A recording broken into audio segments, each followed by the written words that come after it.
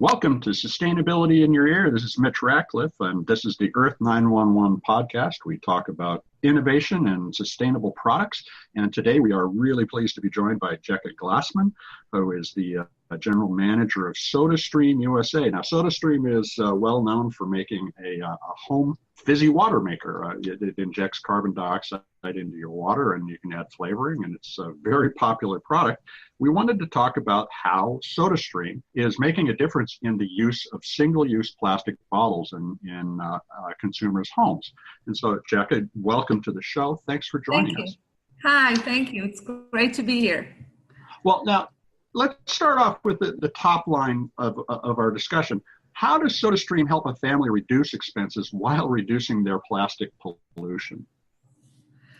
Well, on average, if you look at the market, 1 ounce of bottled or canned sparkling water beverage can cost anywhere between 4 to 7 cents, depending, of course, on the brand and the store. So if you look at an average family that consumes, let's say, 12 cans or bottles per week, this family will be spending anywhere between $300 and $500 per year on those beverages, plus, of course, creating a waste of roughly 600 bottles or cans that will pollute our environment. If we look at SodaStream, making that same quantity of sparkling water will cost 1/10 of that amount.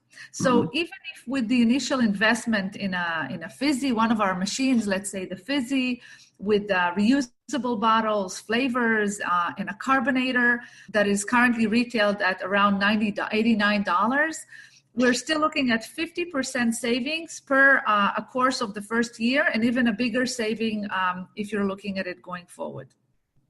So that's great. Not only the family expenses go down, but obviously the other benefits that come along with our machines and our solution. Well, with the billions of tons of plastic that are going into the oceans, that's a big difference that one family can make on a monthly basis. How, as you looked at the problem of plastic waste, did you design SodaStream sort of to address it, or is this simply a byproduct of a great idea? It's really both. I mean, plastic pollution is, as you said, it's impacting us everywhere. We're becoming such a plastic society, consuming plastic straws and bags and bottles and containers. And SodaStream has been pointing out the benefits that are involved with using our solution, both on the health and wellness side, as well as the environmental advantages for years. We've been presenting cages filled with thousands of single-use plastic bottles that can be replaced by only one SodaStream bottle. We've been building disruptive and bold marketing campaigns, delivering this message. I don't know if you know that, but we were sued multiple times by Coke and other beverage giants who were upset about us calling them out. And in fact, only last week in Belgium, a Belgian court ruled in our favor in a lawsuit filed by Coke, Danone, who are the producers of Evian water, Nestle, and Spadel, who called our campaigns humiliating for consumers of plastic. And they wanted us to ban them via a penalty of 50,000 euros per day of publication. But the court ruled in our favors, as I said, and really said that our message, namely that plastic disposable bottles cause damage to the environment, is essential and socially relevant information. It's great to hear that you won. And it's incredible to me that dialogue is the dialogue that we're having, is that we shouldn't be talking about this because it makes plastic users feel bad. That is exactly the kind of social pressure that's going to bring about the change that we need, which is to move away from single-use plastic. Now, how did you, Jecka, get involved in sustainability? Why did this become part of your career? Look, I think that I've been following SodaStream for years. I know it. I know that, what the company has been doing. I had a machine since, for years and years, a SodaStream machine. And when the opportunity came along, I just jumped on and I'm so thrilled to be part of this company that really, and I think I share this with the rest of the SodaStream employees, the opportunity to work for a company that promotes these higher values and which drives good for people and for the planet. It creates an extremely strong sense of pride and commitment for everyone who works here. And you're also finding at SodaStream that sustainability is just good business. It's more efficient and therefore more profitable. And how do you show? I mean, you described a few of the examples, like the cages full of the bottles that you're displacing. But how do you show your support of sustainability values in just day-to-day business interaction with customers? Have you got examples of how you're helping them become more aware? Look, again, we've been, in general, I think SodaStream is a great example of a sustainable alternative to single-use plastic. And we keep on promoting this because every single SodaStream bottle can help the average U.S. family reduce 3,700 bottles and cans from our environment. We are heavily involved in global initiatives to increase the awareness, and we have, and have people join our revolution. We have recently ran an awareness campaign in New York City. We called it the Drowning Liberty, and we called, we called people to join us and liberate America from single-use plastic. We partnered with Oceanic Society in this installation, and we really urge consumers to sign a sustainability pledge and switch to reusable bottles. By the way, this campaign secured over 200 million impressions, and we have tens of thousands of people who signed the pledge, the SodaStream pledge, and we gave away SodaStream bottles, special edition of these bottles for those some of those people. In 2 weeks' time, SodaStream employees from around the world, accompanied by international environmental specialists and 150 local school children, we are going to Honduras and we'll be cleaning the plastic garbage from the shores of the island of Roatan. Today, just today, not far away from the famous Brandenburg Gate in Berlin, we have a plastic monument floating down the river in order to increase the awareness and connect people to our cause. And there's so much more. That's so you're using a combination of the artistic value that an organization can bring, along with all the organizational heft to make those things happen. That's wonderful. Now let's talk a little about your products and their recyclability and reuse. Now you make a variety of different water bottles, reusable water bottles for use with the SodaStream that are BPA free. Are they also recyclable? What should somebody do with one of those when they're done with that individual SodaStream plastic bottle? So as I said, the SodaStream plastic bottles are they're made from recyclable plastic, but the more important thing is that they're reusable. So as I said, every bottle can replace 3,700 single-use bottles. It has an expiration date, normally roughly around 3 years or so. And the expiration date is really necessary in order to ensure the safety and the strength of the material, because it has to withhold the pressure of the carbonation.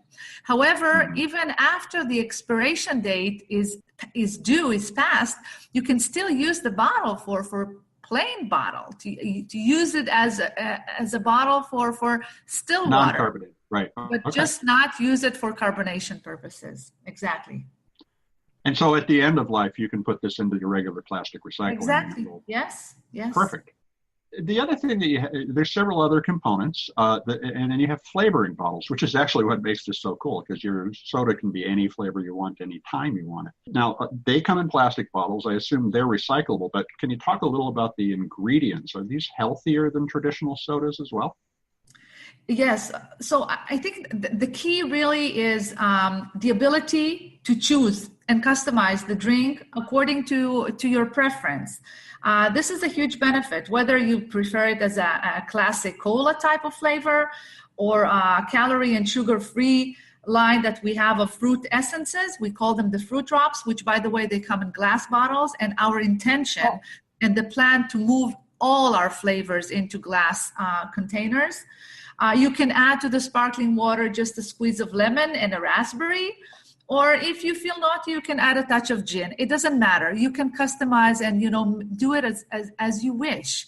And in fact, you by customizing your own beverage, you can really control the amount of sugar.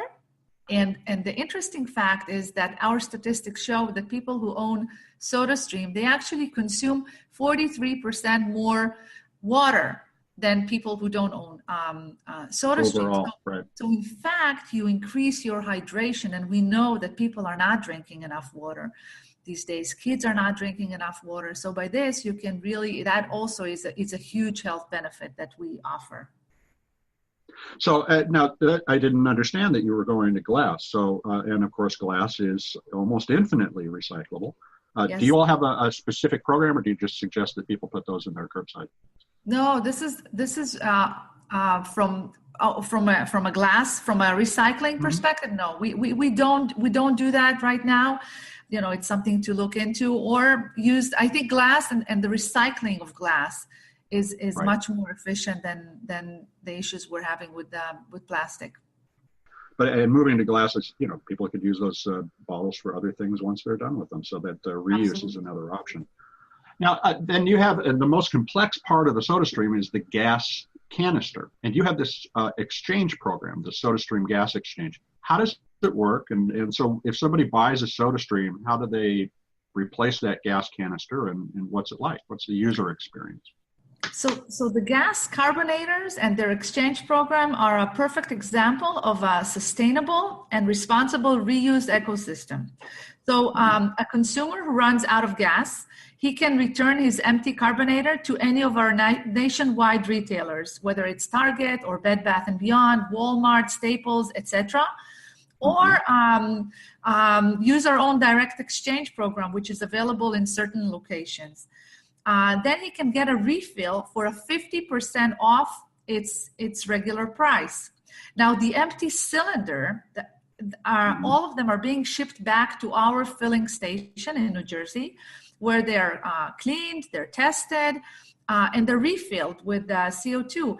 And then they're being shipped back out to the retail network. So we're really reusing the cylinders all the time. Even the boxes in which the cylinders are being shipped back and forth are designed to support multiple trips. Wow, that's great. Even the boxes, okay. You have a variety of different devices. How much does it cost to get started with SodaStream? So it started, I think the low end price point is roughly around $50, and it goes up to the high end machines with the glass bottles is $179. So this is the range of prices which we offer. So it's really and again, the business case, the return on this investment is a no-brainer. Think about all the benefits that you get. You save money by not spending it on, bottled water or bottled sparkling water. You avoid yourself the hassle of schlepping back and, those bottles and cans to your home. You Right. always have sparkling water. You help the environment, the planet, by saving us from, these extra excessive single-use plastic. You consume a healthier beverage, more water. I mean, everything's good. SodaStream's doing a great job, and it is such a great story to hear that the large soda makers are being told to stop whining about better competition. I mean, essentially, you're coming up with a solution that takes out so much waste. It's fantastic to see. Well, Jecka, thanks so much for joining us on Sustainability in Your Ear. We hope you'll come back and talk with us again. It's a pleasure, and I wish you a sparkling day. Thanks very much. Take care, Jecka. Bye. Well, everybody, this is another episode of Earth911 Sustainability in Your Ear. I'm Mitch Ratcliffe, and we'll be back with another innovation interview soon. Have a great day.